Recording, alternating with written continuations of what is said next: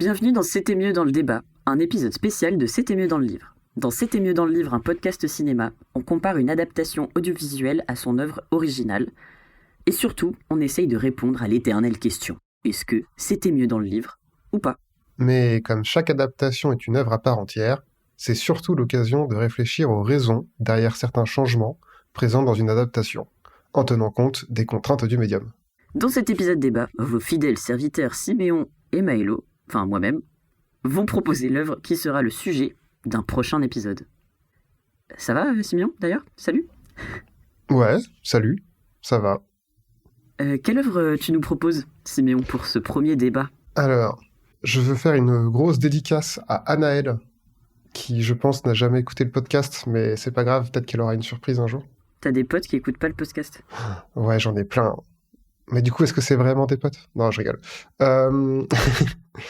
C'est elle qui m'a proposé de faire cette œuvre, et en l'occurrence, c'est La Route de Cormac McCarthy, et qui a été réalisé en film par John Hillcoat.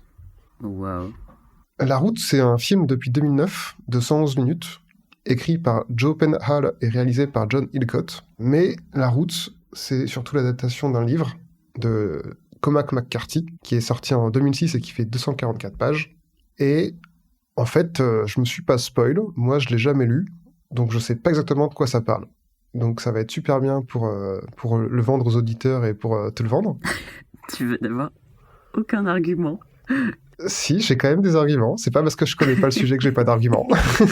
Mais tu veux pas nous le pitcher, du coup ? Enfin, tu sais pas du en tout... fait, je sais que c'est une histoire de post-apo.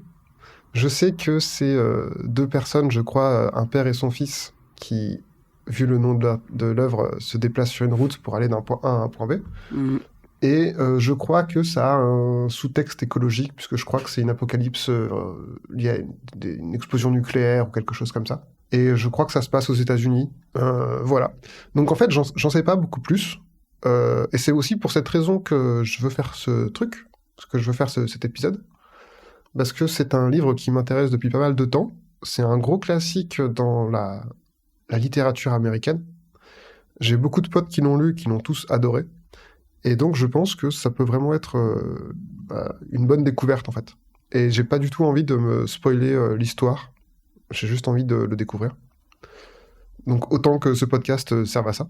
Oui, puisqu'il ne sert à rien d'autre, sinon.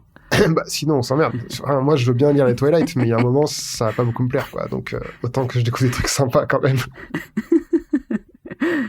Non mais enfin, en fait je sais pas, tu vois, genre si c'est pour se taper des trucs qu'on sait qu'on n'aimera pas, c'est quand même un peu s'auto-flageller.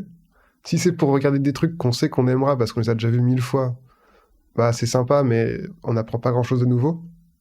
Moi, j'ai envie de découvrir des trucs que j'aime bien, quoi.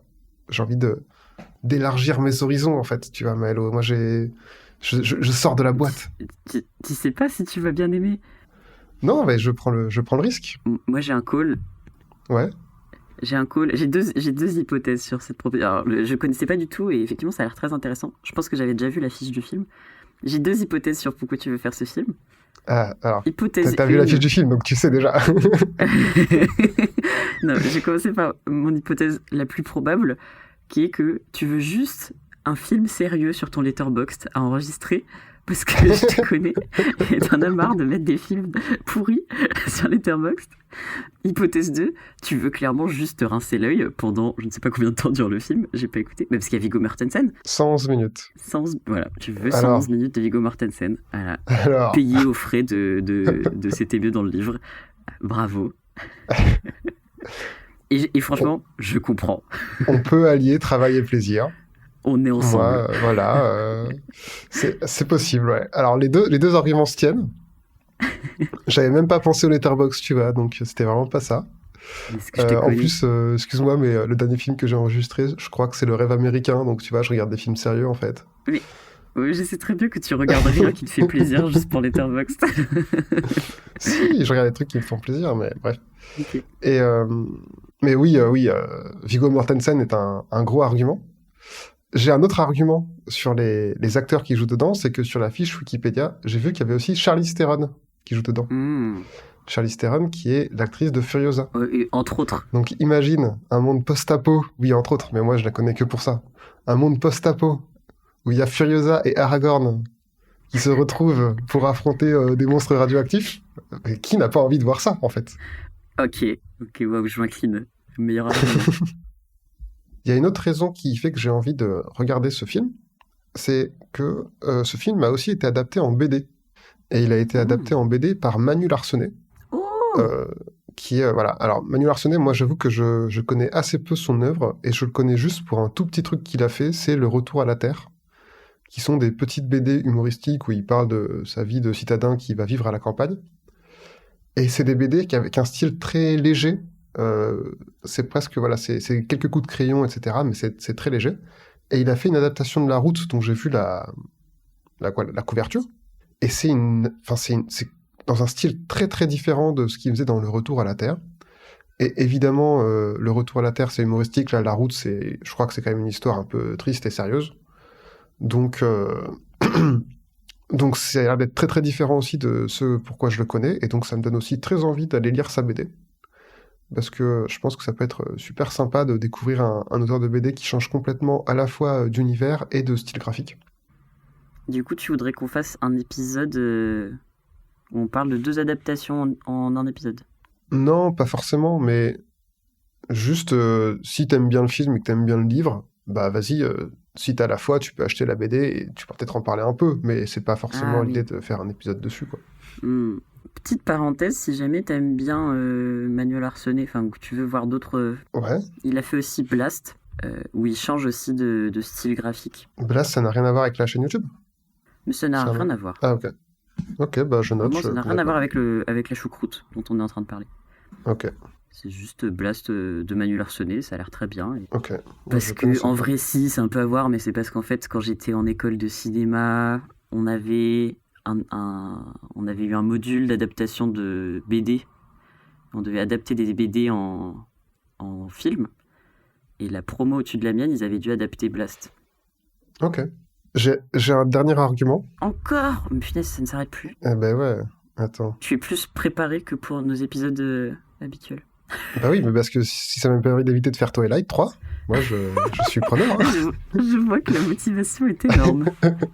Non, le dernier argument, il va pas beaucoup convaincre les auditeurs, je pense, mais il va peut-être te convaincre toi. C'est que le bouquin, il fait 244 pages. Et c'est vraiment pas beaucoup.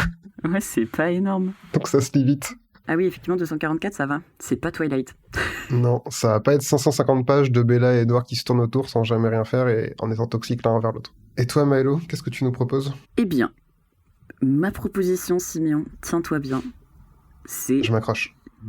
Nimona de Andy Stevenson Oh, ou de Nick Bruno et Troy Kane, voilà, whatever. Je ne sais pas comment on dit les noms des gens. Donc Nimona, c'est un film d'animation réalisé donc par Nick Bruno et Troy Quane, et au scénar on retrouve Robert L. Baird, Lloyd Taylor et Andy Stevenson, qui est donc l'auteuriste originale. C'est un film d'animation, comme je le disais, de 99 minutes, qui est sorti en 2023 et qui a une petite histoire assez belle, puisque initialement il était produit par Blue Sky Studio, et en fait, clairement, l'équipe a vécu beaucoup de péripéties, parce que Blue Sky Studio a d'abord été racheté, puis finalement ils ont fermé le studio, et en fait c'est Annapurna Pictures qui a un peu sauvé le projet en le récupérant. ok. Et donc le projet a fini par exister, mais il a vraiment failli disparaître dans les limbes, ce qui aurait été bien dommage. Voilà, il s'agit d'un film d'animation, il me semble que c'est de la 3D avec un effet 2D, enfin voilà, c'est assez moderne. De toute façon 2023, ça n'a Ouais, c'est ça, le film est sorti il y a très, très récemment. très récemment. Et donc Nimona, c'est l'œuvre originale, c'est initialement un webcomic, puis sorti en roman graphique, illustré et écrit par Andy Stevenson, ou Nate Diana Stevenson, à qui on doit notamment le reboot de la série animée She-Ra et les princesses de pouvoir. Voilà, pour Ok. celles et ceux qui savent, et qui ont des bons goûts comme moi. Et cette œuvre originale, elle est d'abord sortie de 2012 à 2014, avant de sortir en roman graphique en 2015. Voilà, rapidement le pitch de Nimona. Donc j'ai pas le nom des personnages. Est-ce que je peux t'interrompre vite fait? Vas-y, bien sûr. C'est quoi la différence entre une BD et un roman graphique? Oh, mais c'est un vaste débat. J'ai un pote, s'il m'entendait, il serait vraiment à chaque fois. Est-ce que je peux te donner mon hypothèse? Vas-y. Je pense que le roman graphique, c'est juste les bobos qui donnent un autre nom à la BD parce qu'ils ont honte de dire qu'ils lisent des BD. Et franchement, c'est un peu ça, hein, je crois. Vous le voyez pas, mais je lève les bras parce que j'ai raison. En fait, alors, Thomas, si tu m'entends, je suis vraiment désolé d'avance parce que je pense que il m'a expliqué au moins 3 fois la diff historique et tout, hyper argumentée de cette différence-là. Il me semble qu'une bande dessinée un peu dans l'esprit culturel, enfin collectif, pardon, dans l'esprit collectif, une bande dessinée, c'est plutôt les BD franco-belges, genre Astérix, Lucky Luke, etc. Et c'est des BD assez courtes et fines, sérielles, donc en plusieurs tomes. Et donc l'apparition du mot roman graphique, il est là aussi pour se différencier justement des bandes dessinées en fait. Parce que les romans graphiques, ça peut être plutôt des histoires en un seul tome, avec beaucoup plus de pages. Qui sont pas dessinées en plus, donc c'est bien. Donc ça peut pas être des bandes dessinées, bah ouais. C'est des graphismes, c'est pas des dessins. Mais je pense qu'effectivement, du coup, ça rejoint un peu ce que tu dis. Et je pense qu'il y a un argument qui peut être un peu socialement naze de non, on fait pas de la BD, on fait des vrais romans, on fait de la vraie littérature. Ouais. Et il me semble qu'il y a quand même un argument aussi financier qui est que en fait, tu touches pas le même public, effectivement, avec. Tu vois, là, on parlait de Manu Larsonnet. C'est pas le même public avec Retour à la Terre et Blast ou Sur la route. Enfin, ou La route, pardon, pas Sur la route. Ouais. C'est pas le même livre. Sur la route, c'est autre chose, ouais. Voilà. Après, il y a une adaptation aussi, je crois, non? Ah non, pardon, c'est Death Note qui l'a fait l'adaptation, je confonds. Mon Dieu. Mais voilà, ouais, tu touches pas le même public. Je me demande à quel point c'est pas aussi pour les librairies, un truc de comment tu ranges les uns avec les autres et tout. Enfin, je sais pas quoi. Je pense qu'il y a un mélange de bonnes raisons et de mauvaises raisons derrière cette explication. Mais toujours est-il que Nimona, c'est l'histoire de Ballister Boldheart. Je crois qu'il s'appelle pas pareil. Enfin, on s'en fout, mais voilà. En tout cas, c'est l'histoire d'un chevalier qui, dans un monde un peu médiéval futuriste. Et ce chevalier, il est globalement accusé d'être un terroriste, à peu près. Et c'est censé être un méchant de fou. Et en fait, on va suivre son histoire à lui, un peu de méchant. Et le personnage de Nimona, qui est un personnage très spécial, qui peut changer de forme à volonté, et qui décide de devenir son assistante. Et c'est un peu du coup l'histoire de ces deux personnages marginaux, exclus de cette société, qui ne veut pas d'eux, et qui vont du coup s'associer pour être des méchants. Et sauf qu'évidemment, c'est plus nuancé que ça, et voilà. Ok. En plus, c'est vrai que j'avais vu le film sortir, et je m'étais dit que ça avait l'air très bien, et que j'aurais bien envie d'aller le voir. Mais je savais pas que c'était une BD à la base. Enfin, ou un roman graphique, du coup. Et donc, tu ne l'as pas lu? Je ne l'ai pas lu, et je ne l'ai pas vu non plus. Donc ça me va aussi, en vrai. Ok. Ça va, je suis content. J'avais très peur d'un truc, j'avoue. Je pensais que t'allais me proposer d'aller voir La femme de ménage. Quoi? Bah, je sais pas, je pense que c'est le genre de truc que t'aurais bien aimé qu'on parle. Mais non, mais parce que je suis un... Comment on appelle ça? Un hate watcher? Tu sais, moi, je suis la personne où quand t'as un truc qui est un peu trop... Tout le monde en parle et tout le monde est fan, je suis en mode non, c'est pas intéressant. Ouais, je suis un peu d'accord. En fait, moi, soit je suis là avant la hype, ouais. Soit je suis contre la hype. Je suis un peu comme ça pour certains trucs aussi, j'avoue. Mais c'est pour ça qu'on est meilleurs potes, je pense. Ouais, ça doit être ça. On aime bien rager ensemble contre les trucs que tout le monde aime, seul dans notre coin. Ouais, sauf Twilight. Ah bon? Ah ouais, c'est vrai. Non, bah, en tout cas, après, moi, je peux avancer quelques arguments. Bah, alors, pour ma part, j'ai vu le film, mais c'est juste que j'ai très envie de le revoir en ce moment et que grâce ou à cause du podcast, je ne vois pas l'intérêt de voir des œuvres qui sont des adaptations sans en faire un épisode. J'ai tendance à m'économiser tout film ou toute série qui est une adaptation en me disant non, imagine, ça, dans 2 mois on veut faire un épisode dessus, je ne peux pas le regarder maintenant. Il faudrait que je prenne des notes sur tout, mais c'est impossible. Je peux pas vivre comme ça, sinon je vis dans la peur. Toi aussi, t'as des arguments utilitaristes, c'est bien. Ouais, tout à fait. Sinon, à quoi ça sert? À part se voir tous les mois. What's the point? C'est vrai. Et donc ouais, voilà, j'ai très envie de revoir le film.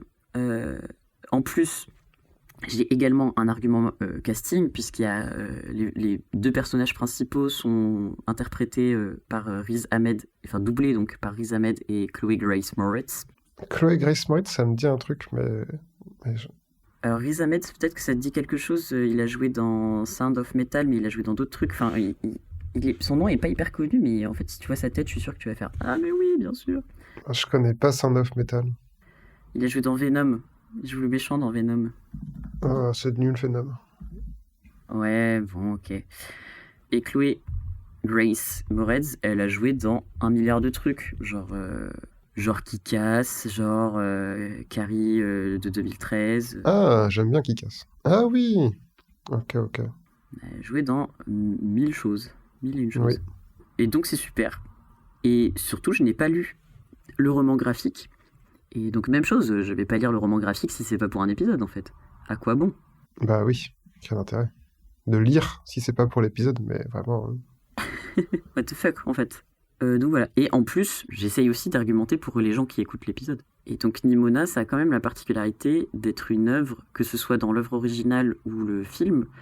Alors, plus dans l'œuvre originale que dans le film, il me semble, mais le film est quand même déjà très porteur de ça. C'est quand même très LGBT plus friendly, quoi. On est plutôt sur de la représentation, transidentité, d'homosexualité, etc., etc.